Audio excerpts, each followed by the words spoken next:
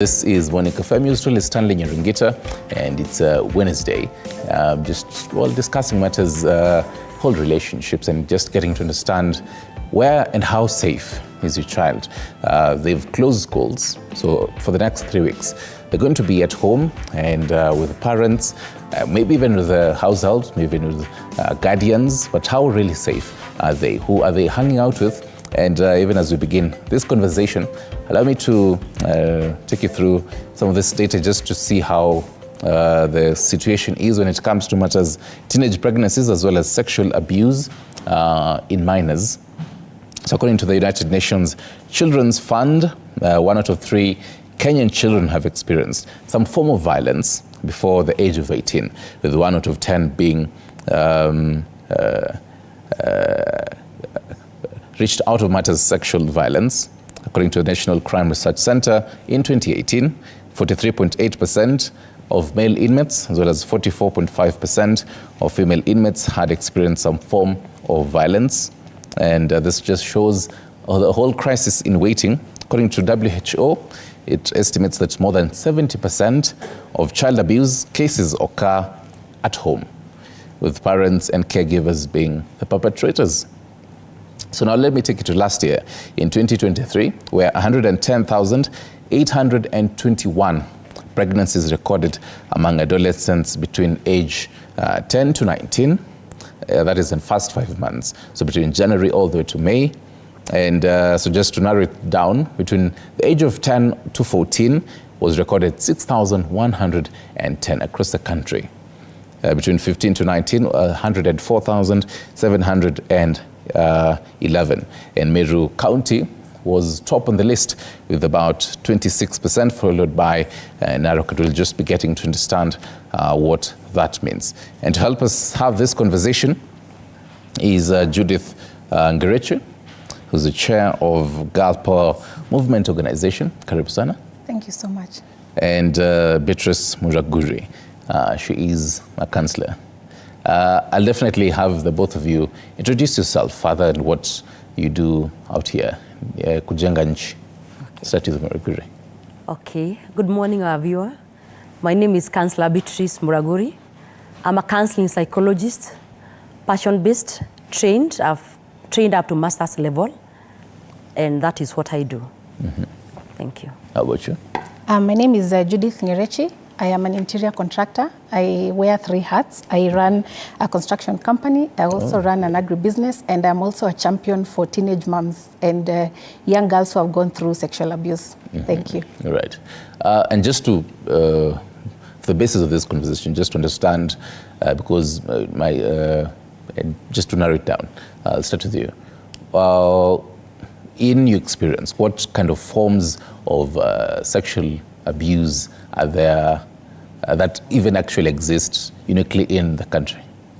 Right now, let me use Kilifi County as an example, because that is where my farm is, and that is where I am supporting a lot of young mothers. Now, what happens is there's a very high level of poverty, and then most parents would even sacrifice their kids, their young daughters, to go out there to look for money, quote unquote, because you will find a mom that has 7 kids, no food, the husband left, they're doing transport business, they left home 2 years ago. Now this mother has no choice. They will put this 13-year-old, 10-year-old to work so that they can be able to earn a living. Now what will happen is a lot of people will prey on these young girls. One, they will be enticed with things like money, to be exchanged with sex. They will be given 200 shillings to sleep with someone so that they can be able to take the money home for food. So when we tackle situations like now that issue of poverty, we can be able to salvage the situation. Mm-hmm. Now when you take, even as a counselor, what kinds of, because I mean, she really brings up the whole basis of you find in a home state, maybe it's one parent who is taking care of these children. But then this one parent, again, has to work. So it creates a gap. What kinds of forms of maybe sexual violence are experienced at home? Okay, basically it's good to understand that as much as we trust the relatives, research has shown that the first sexual encounter or first sexual exposure is normally done at the family level. cousins, the sleepovers that our parents right now are going to encourage over the holiday. That is where the first sexual intercourse is normally introduced. At this point, we normally, I'm talking about now the cases that we normally handle. We can, cases that can normally presented, number one, rape. And then another that is really coming up is whereby a minor is subjected to voyeurism. Voyeurism is whereby an adult is just fascinated by seeing the child nakedness. So that's a new form of, assault, that is sexual assault that is coming up. There is also oral genital intercourse that is actually, if you cannot do the penetration, then you encourage the child to do that.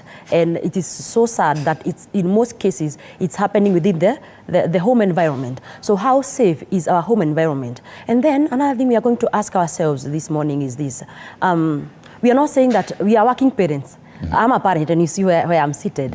How much do you trust the person that is taking care, your caregiver? Okay, how much have you empowered your child to handle any challenge that may come related to sexual abuse? How have you been able to, for example, now our students are going home, our young girls are coming home, our young boys are coming home. As a parent, how askable are you in terms of sexual conversation? Are you this judgmental parent? What did you say? You asked me about that. Yeah, during my time, because that is the challenge that we're having as the modern parent. Every statement that starts with during our time, that child will just block. So what kind of a conversations are you having? How shy are you to talk about sexual conversations with your child? Yeah. And even, well, even the parent asking you, ulijuaje is... Ulijuaje. And don't forget also, Stanley, there's a huge competition between us as parents and TikTok teachers. Yeah. So there is again the whole danger of the influence of social media and what they actually say. So does it now, even for this child, they're probably getting into the teenagehood, maybe 13 years, 14 years. We're taking a look at some of this data, telling us, so last year, between age 10 to 14, there are about 6,110 pregnancies. How much of a deal and a factor was social media even in this? Social media is very influential, and especially for our kids. Like right now, a 3-year-old can operate a gadget, I think, better than some of us. When you get home, the first thing your kids do is what? Mommy, can I have your phone? Or most of them have tablets. They have, they have laptops. Now what happens is they watch a lot of TikTok.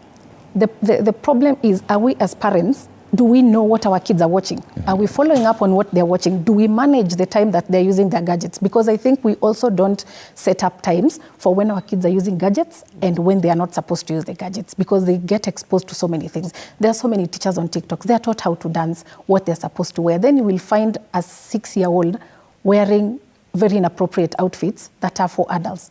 And you see now we have a lot of perverted people out here that look at kids and actually get, sexually excited, which is very, very, very sad.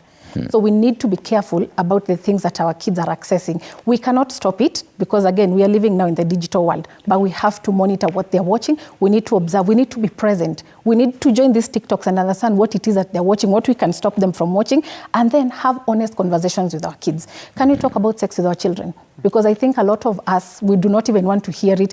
Your child will tell you, Mommy, today we learned in school, about when, especially maybe for adolescent preteens, I'm starting to grow certain parts of my body. Then you're like, shh, wasikusikie. Uliambiwa nini? How did you know about it?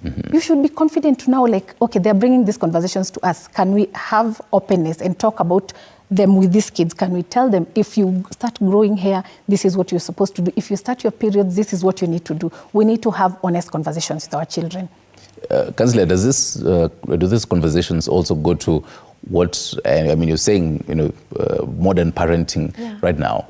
Do these conversations also extend to what you tell your child? This is what you wear, this is what you don't wear. Because, I mean, right now parents would say, acha Viking, acha kai smart. Okay. Every family has got its own constitution, and we have different parenting styles. I'm looking at a situation whereby I've not been speaking to my daughter, maybe I've not been having any conversation, but all of a sudden I introduce a sex talk.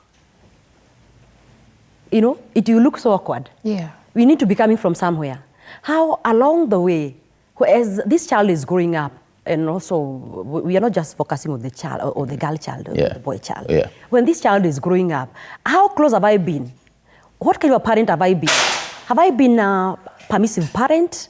Permissive is a parent whereby, this kind of parent whereby it is the child raising the parent, not the opposite. So, Stanley, you tell your mom that today I want to go hang out with my friends. Oh, it's okay, you just go. But as a mother, I'm not asking you, which friends are you going to hang around with?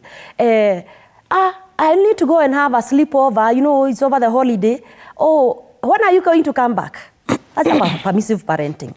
But there's another form of parenting that is known as authoritative, as opposed to authoritarian. Authoritative is whereby we have been able to have a relationship, a very warm relationship between me and my child, such that I don't only look for the faults, okay? I am able to see even the good things that child has done, so that I can also affirm them and appreciate them. That way, if I introduce any form of conversation, the child is going to to embrace the conversation. But if I've been this kind of authoritarian parenting, and whereby this form of parenting is full of don't do this, don't have a boyfriend, don't. But if the child asks you, why, mom?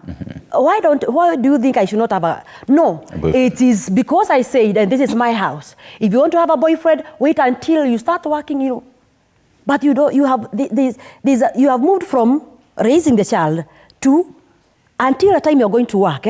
But and throwing orders to this child. Why don't you take this opportunity now? Okay, I know this is what is happening, and I know at this point in time, Judith, you're going to experience this kind of, the hormones are really working so hard at this point, and you're going to experience this kind of feelings. In such an occasion, this is what you're supposed to do. And if you are speaking to young girls, and they're appreciating, the bust is really appreciating, the sitting allowance is also doing so well, let them know early enough that when you step out there, the men will be watching. So you cannot control them from watching. But how you interpret that watching and how you react to it is what matters. But that can only be done if you have a very, very good relationship with your child. So Judith, how do you sit down as a parent and tell them? So this is how, maybe kitambo used to tell you, let's say if it's a boy, mwambie nisikuone na wasichana. Maybe ameingia high school amako anamalizia primary. Or maybe if it's the daughter, this parent tells the daughter, nisikuone hapa na vijana. How do you now, is that okay? Because as she says, matters authoritarian and all that. So how do you sit down with the parent and tell them, so this is how you're supposed to say it? First of all, you cannot tell your child, like your daughter, I don't ever want to see you with a boy. I think that's the wrong way to handle it. What you need to tell your child is, if you get to, like now, a lot of, I interact with a lot of teenagers, 12-year-olds, 13-year-olds, then you will hear a girl tell you, someone has a crush on them. Then you sit them down and ask, what does that mean to you? So that you can be able to understand their school of thought, their thought processes. When they say that someone likes them, what does that mean? Then now you tell them, if a boy likes you, this is how you're supposed to carry yourself. Because you, especially now, for example, me as a mother, I can only teach my daughter what it means to transition into womanhood. Because I understand, I have been there. We dated, we had boyfriends, we understand, we had crushes. So what you do is you teach your daughter to be able to know how to carry themselves when that time comes. You also teach your son that you will like a certain girl. What do?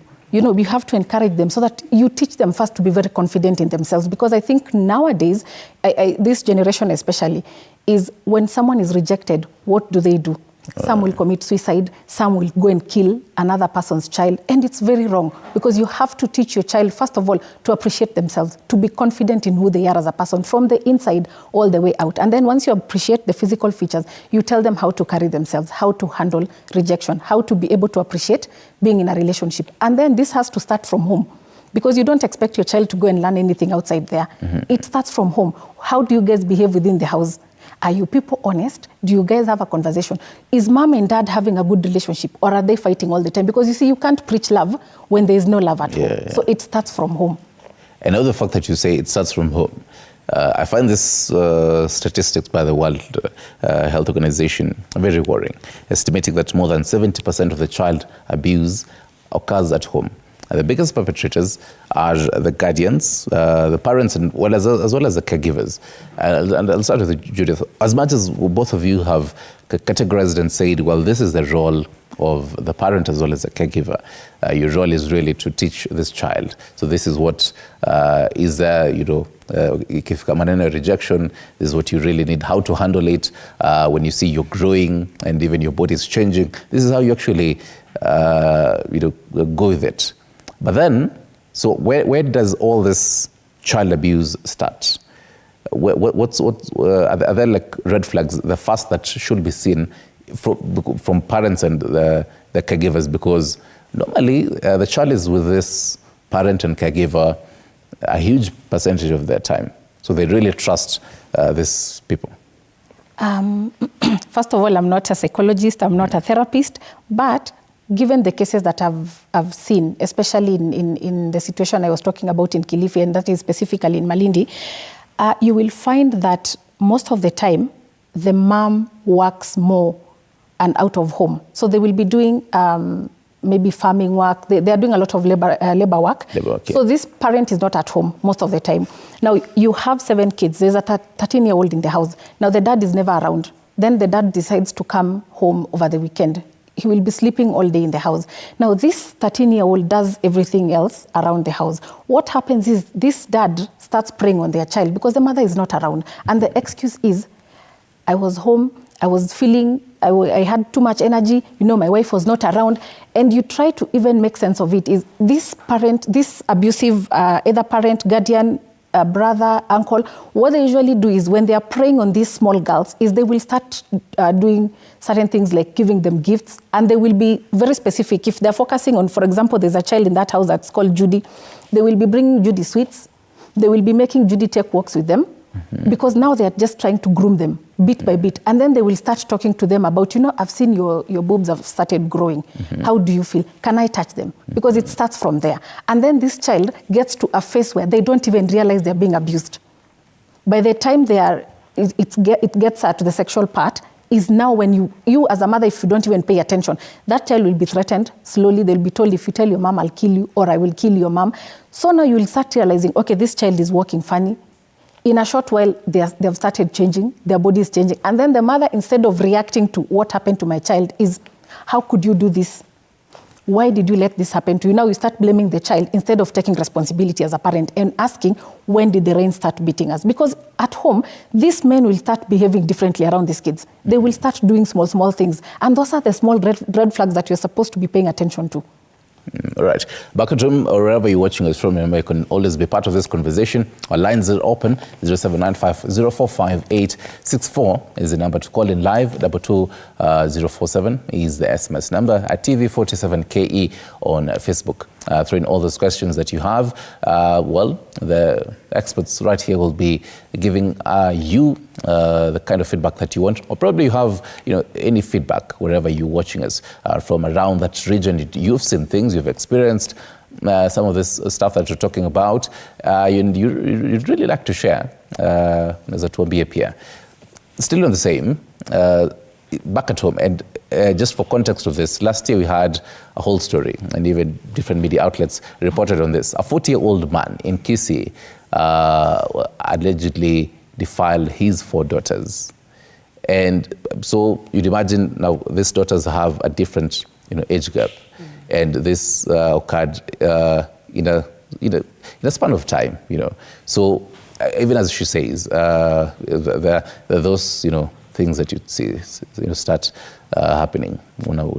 Sweetie, nini, until they gradually happen.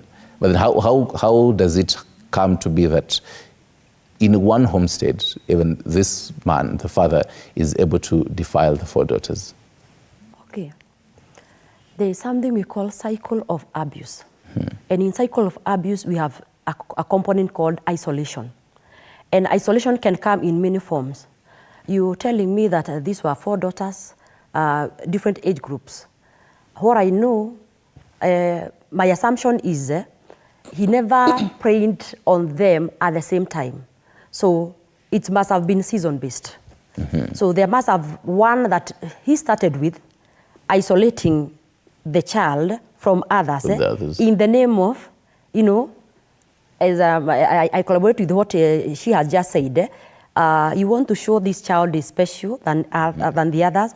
You are showering this child with gifts. You are always there. You are both emotionally and physically available for this child at any given time. So basically, this child is going to warm up unto you.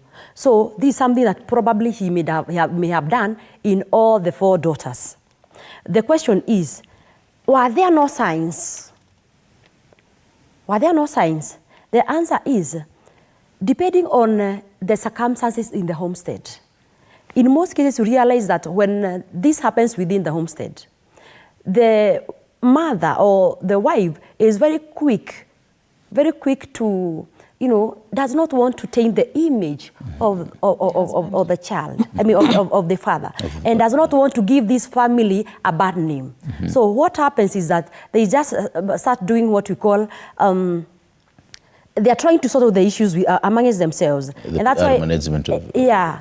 The fathers, they can go sometimes, is the involvement of the Nyumbakumi team, whereby you realize that if it's Nyumbakumi team, you realize that being the society, they will have to save the face of the man. Yeah. So probably you realize that when this kind of a situation happens, the child is the one who takes the blame from the parent and especially from the mother.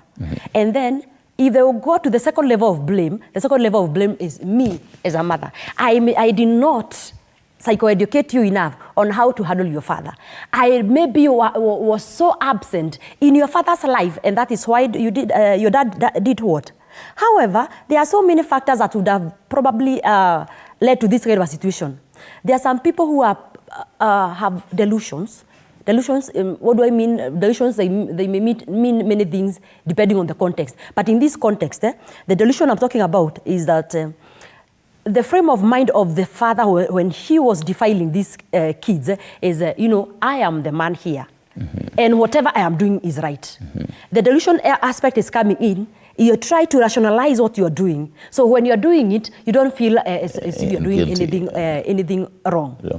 And then number 2, what is the childhood background of this parent who is perpetrating this child abuse? Were they also abused? Because sometimes the way we behave in adulthood is normally dictated by how you are brought up.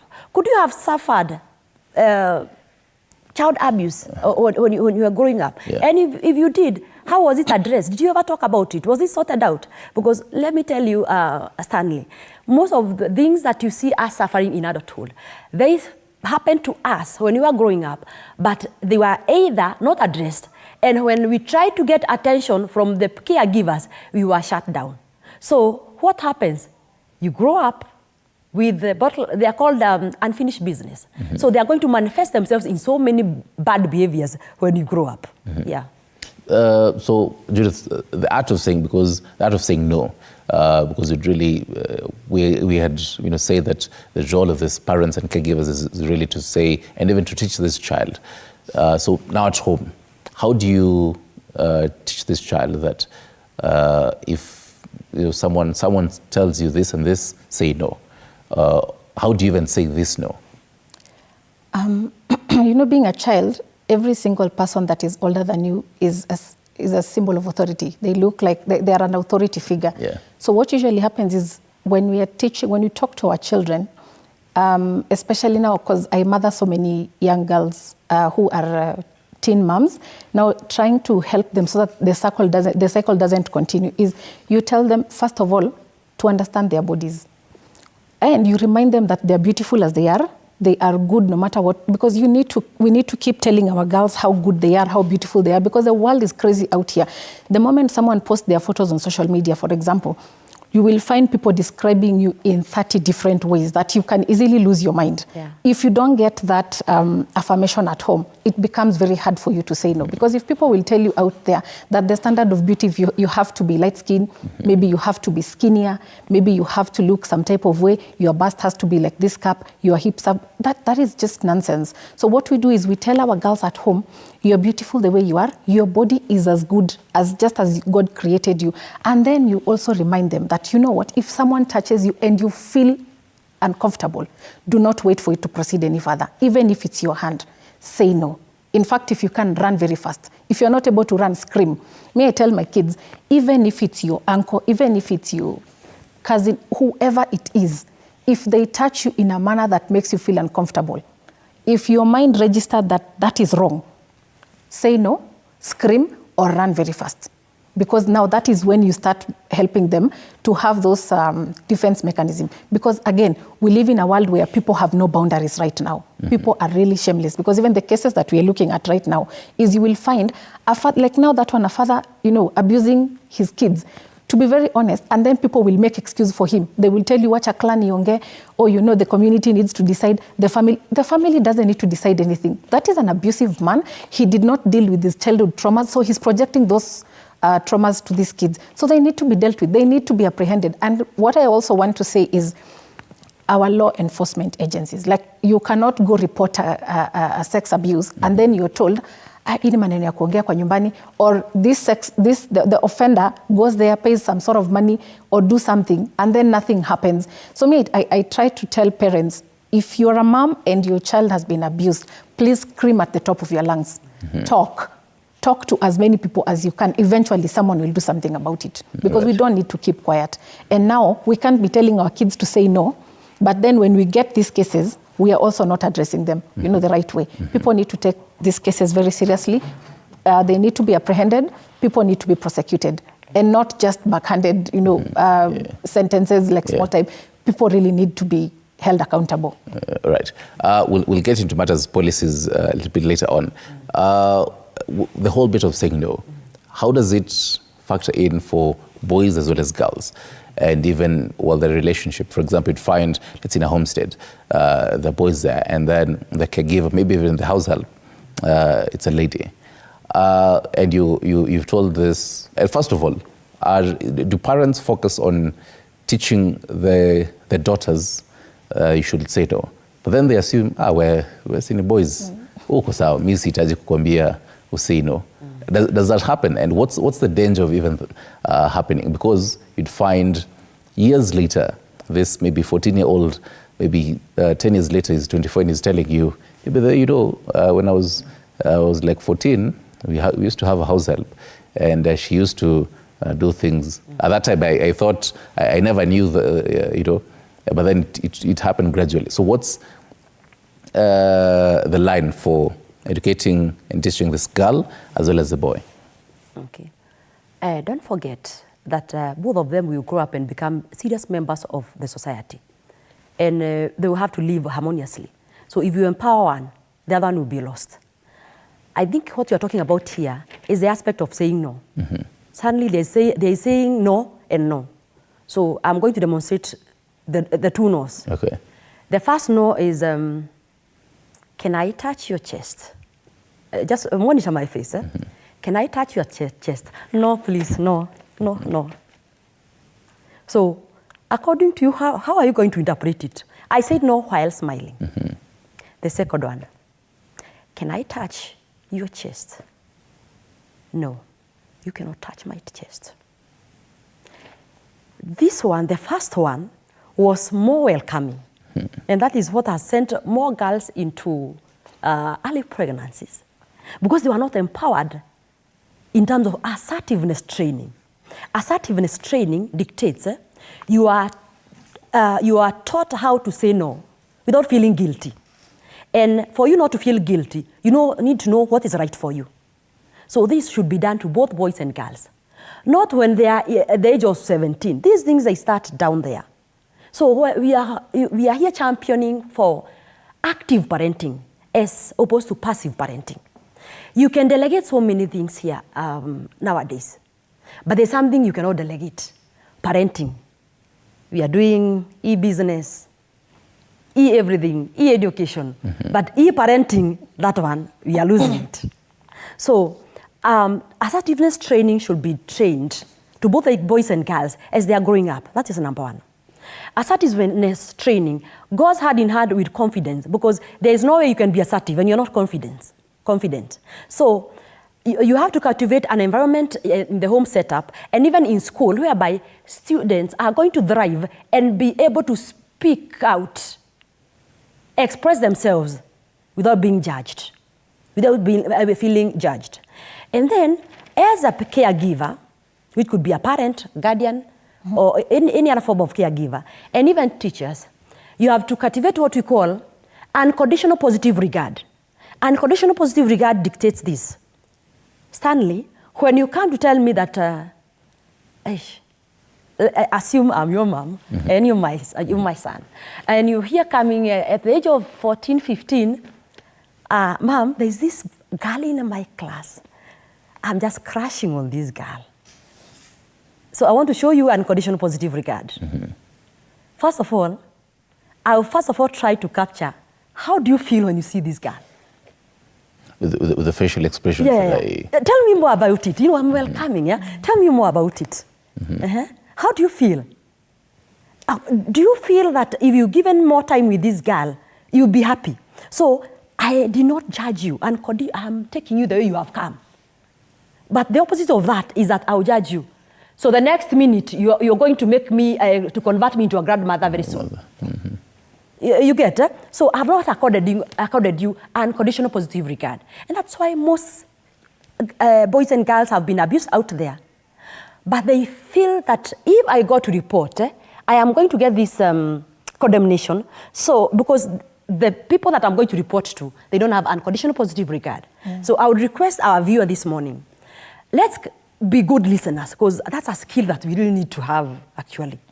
Let's be good listeners, and don't be quick. Don't listen to respond. Listen to understand. Interpret the emotions so that you can know the right interventions to take. Yeah. Right. Back at home, wherever you're watching us from, remember you can send in your thoughts, your questions, your opinions on this conversation, teenage pregnancies as well as child abuse.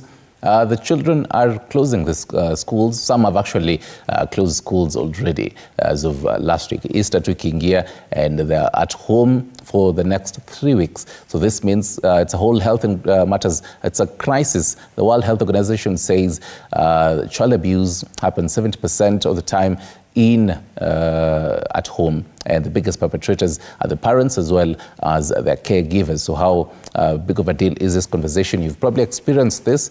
Unaweza tuma an anonymous message to us, 22047, or rather actually call in live. Tuambie where you're calling us from.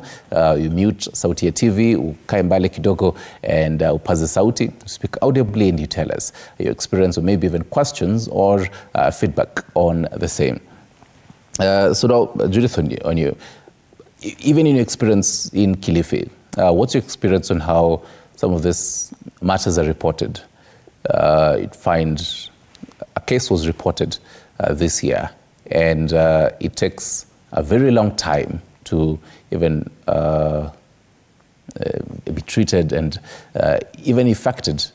What's the relationship between people who are going to even report this and even into the police? How do the police take up some of these matters in your experience? Just looking at the precedent that has been set, a lot of cases have not been prosecuted, really. In fact, most cases have not even gone past the police station. You go report, get an OB number, and that's as far as it goes. In fact, most of it will not even get to the police station, because in a setup like Malindi, for example, you will find that in Adu village, someone was assaulted. By the time they're getting to the police station, they will be told to go to the chief. Now you go to the chief is a cousin to the cousin of your father. And maybe this is something that happened at home. It involves one of the relatives. Well, what will the chief do? Ini mambo ya nyumbani, let's go and have the discussion at home. Now what happens to that child? They end up getting pregnant. They could get infected with diseases. There are no even medical, like proper hospitals there. So this child, one, could end up dying. either during childbirth or from these diseases, and nothing will happen. Then we'll go back to the same cycle. Now, they will come and tell the mother, you didn't take proper care of your child. So now they start blaming the mother and the victim. Now this perpetrator will be like, hii ni mambo ya nyumbani, they will do cleansing, and that's it. And that's why I'm saying, any woman, and what I try to tell these women whose daughters have been assaulted, some of them have children who are photocopies of these offenders, and you tell them, please, it's never too late. We will report. Even if we have to do DNA tests, now we have to support. And this is why I try to, and to anyone listening to me out there, is I try to talk to as many organizations as possible. These girls need support. And it's just not girls, even the boys, because some of them are sodomized. And you cannot report. They will be told, wewe you're going to be a man, unataka kukuwa mwanaume, wanaume hawaongeangi maneno kama hiyo mbele ya watu. And it's very wrong. Then this child grows up with this trauma. They get to 25, they will start continuing that cycle of abuse. Because what will they do? They will be abusing anyone, because for them, nothing happened. So they will be thinking, you know what, you can easily get away with it. No one tells them to go for therapy. No one tells them that they can talk to someone and offload. They do not have an outlet. Then what happens? Mm-hmm. So I think the administrative system, right from the chief, if a case like this comes to you, don't even try to hide it. Make it as public as possible. Talk to as many people as we can, because I know there's that fear of, now I don't have the money for a lawyer. There are lawyers who actually take these cases pro bono out here, and people do not know. So the more awareness we give out there, the better it is for these kids, both boys and girls, because none of them is they're left behind, because everyone is being abused, and it's really very wrong, because administration, that is the chief, the police, they do not take it seriously. Mm-hmm. And then they also receive bribes, which is something that I really hope the government can be able to, take some serious consideration. Right. Yeah. And just to build more context on that, and speaking of matters raising awareness, I'd like to give attention on page 3 of the Daily Nation, if you can have that on the screens as well, for the viewer to follow up on that. Probably, Beatrice, you can read for us the tag of it. Okay. And what it says. All right. The case here is a court sentences priest to spread gospel of Sexual Offences Act.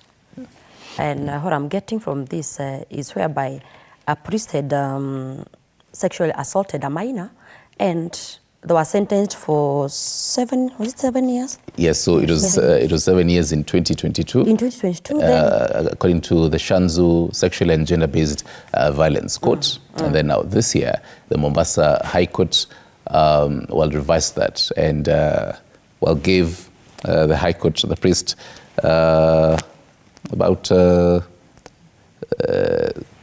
3 years, yes. So this priest has been told by the Mombasa High Court that he should, every once in a month, preach and just teach about the Sexual Offences Act.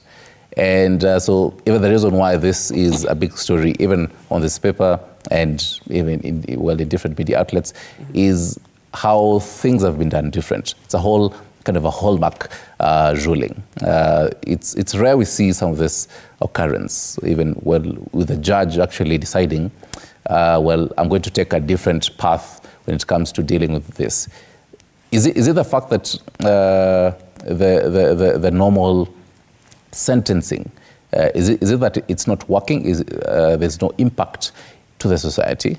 This person who has been sentenced will go to prison, serve his term, but the society doesn't really understand what actually happened and all that. Is it that? What do you pick on this kind of story? Mm-hmm. As a psychologist, I always want to understand the motivation of what has been done. Mm-hmm. The sentence that had been given by the Shanzu Sexual and Gender-Based Violence Court was 7 years. So, as a psychologist, I'm wondering what is this that informed the reduction of the sentence to 3 years, and then also trying to make the priest the champion, or rather the ambassador of this gospel of sexual offenses.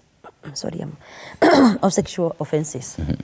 From where I sit, I want to be as rational as possible and to remove emotions from this approach. Yeah.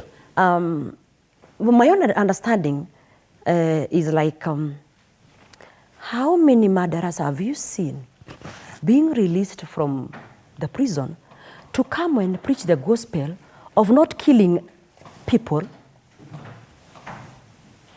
instead of serving their full-term sentence?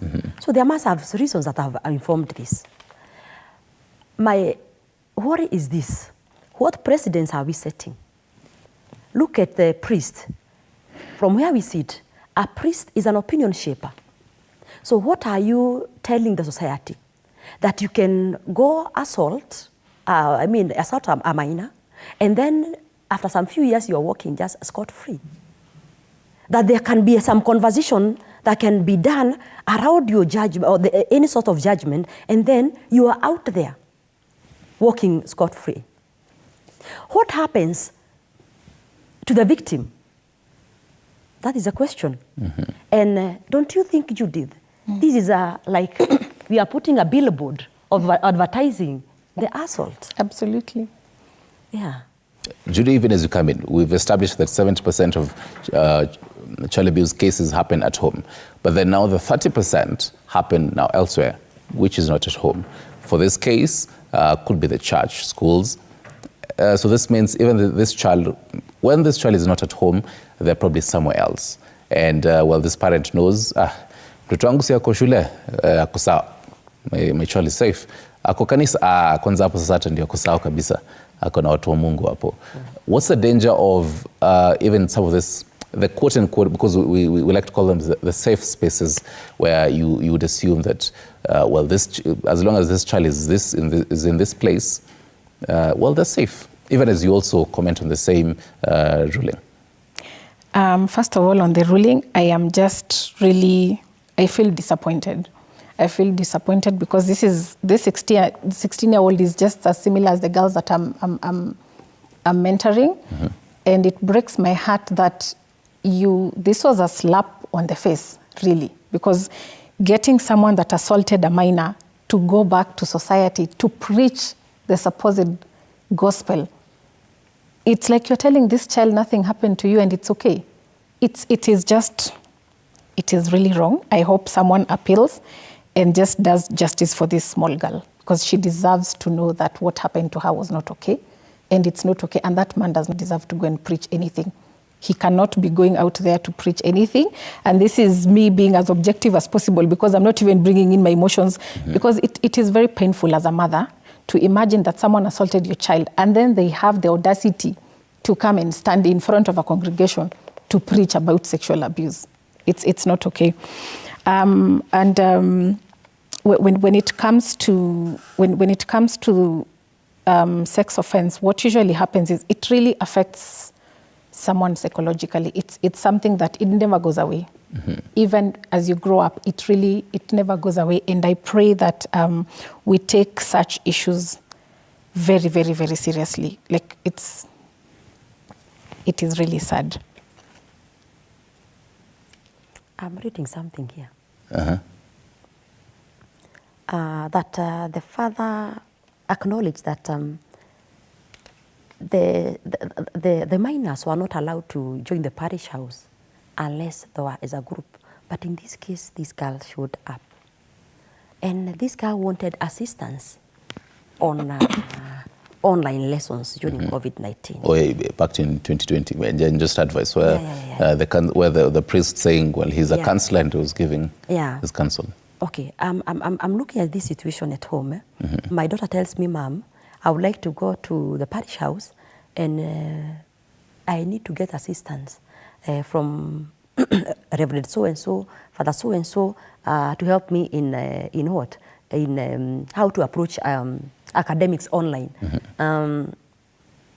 With the belief and a lot of trust that we have on these men of cloth, definitely I'm going to allow my child to go. So what's, and even as, because I can see we have about like 6 minutes to wrap it up. Okay. And I'd also be like picking your final thoughts on the same. Sorry. Because earlier on we had said having the relatives there as the guardians na kusaidia. But then now, so there's a 70%. And so how does the vetting of, even as a parent or a guardian, how do you vet this person who's spending much time with your child? How do you vet all that? And even the whole 30%, how do you vet that, well, my child is going, spending this time with Reverend so-and-so, Amakoi Kanisa, and this particular leader is there. Even without even hearing ati kuna cases, nani anakuanga hivi na hivi, should you as a parent start vetting, uanze ku-investigate, this is how nani anakuanga. How does the vetting process go? Okay. In parenting, you have to be very intentional. And what the young people say, you have to stay woke. Everything that happens has got its own normal limit. Right. Beyond that, it's pathological. There's a pathological where I can pick from my daughter regarding her interaction with the man of cloth. And of course, I'll be able to judge from before and after. Yeah, I'll be able to intensify the emotions and the availability and the need to go visiting, to go consult. If I'm a very intentional parent, I'll be able to see that the degree of consultation that was there last year in December has now escalated to, the degrees are quite high. Yeah. If I'm very intentional about it, I am going to question. Okay, on the issue of the man of cloth, I am assuming that you worship in the same church. As a parent, you'll be able to pick things that are not adding up if you're very intentional about it. From the man. So even when they preach the word of God, and with all due respect, there are some things, if you're very, very keen, you'll be able to pick. For example, what is the level of interaction? How close is this man of cloth? There is close and there is closeness. Okay? Right. The physical distance. There's no way you can be okay. The degree of hugging. Because in some churches, there's a lot of hugging. Yeah. You can vet the quality of hugging and deduce something out of that. So what I'm trying to say this morning is this. You just give us your final thoughts to Malaysia. Okay, my final thought is this. In all this, you have to cultivate, whether we are parents, caregivers, teachers, we are supposed to have an open mind and have what we call, I had said earlier, unconditional positive regard, so that we can have a very high level of approachability, such that the people who have been kept in our custody, they will be able to approach us and seek help. And we don't have we don't have answers to everything, and that's why